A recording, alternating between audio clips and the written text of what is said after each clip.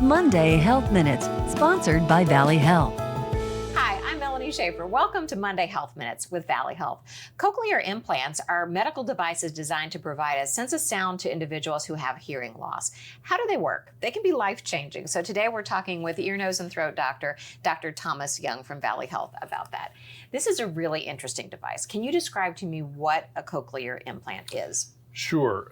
Let me backtrack a little bit, and I'll give you sort of how it works and why it works. So, in your inner ear, you have your cochlea, which is seashell shaped, and it has little hair cells that line that cochlea. And those little hair cells, when sound comes in, they vibrate and they send a little spark to the nerve.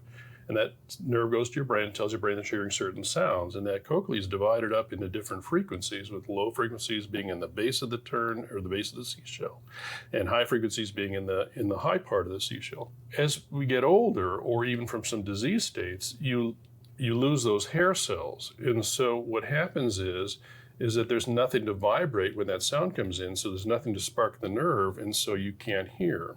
The cochlear implant, what it is designed to do is, it's an electrode that you put inside the cochlea that has little electrodes along the cochlea, and there's a processor on the outside of your ear that will pick up sounds.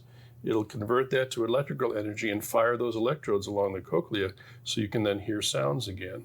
Nowadays we have 24 electrodes, but the programming is, as computers have gotten so much better, the programming is so good now that people can actually understand words. And in fact, I have a story of a girl that we implanted when she was really young, like 2 years old. And her language is so good, she has a Wayne County accent. Oh, I love it. When she talks. And That's you would really not know she's deaf. So in the right setting, cochlear implants can really be kind of life-saving for people and transformative.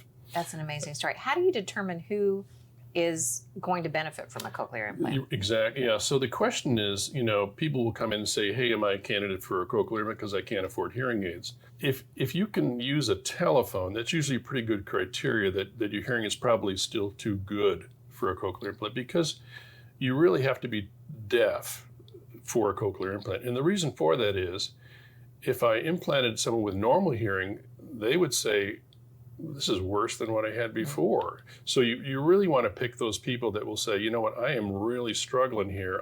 Even with the best hearing aids, I can't make out what people are saying. And those people do really pretty well. And there's strict criteria for that.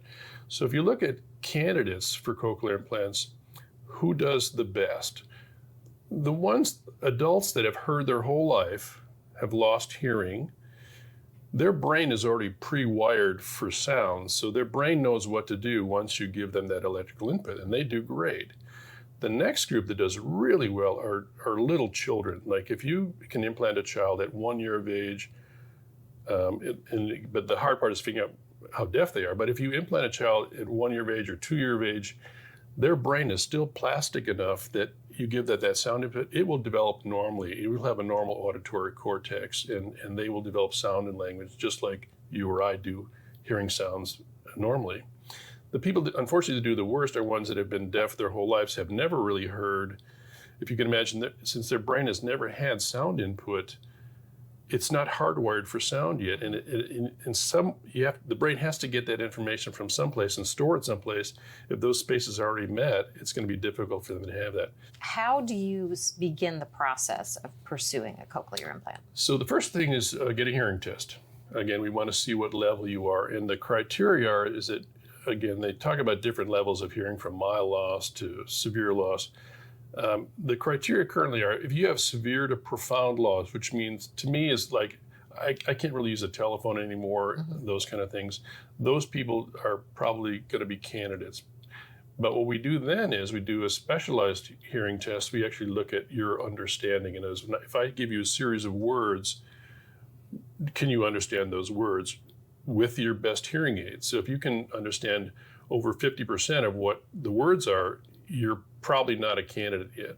If you understand less than 50%, then you probably would be happier with a cochlear implant than you would with hearing aids. And does insurance usually cover? Usually does. I mean, again, you have to meet the criteria. Most private insurance does, Medicare does, and then Medicaid. Again, it's a lot of paperwork, but it's worth it in the end. All right. Something to think about if you're experiencing that loss of hearing. Maybe cochlear implants are right for you. Check it out with your ENT specialist. That's right. All right. Thank you. Dr. Jung, thank you so much. My pleasure. Thanks for checking in on Monday Health Minutes.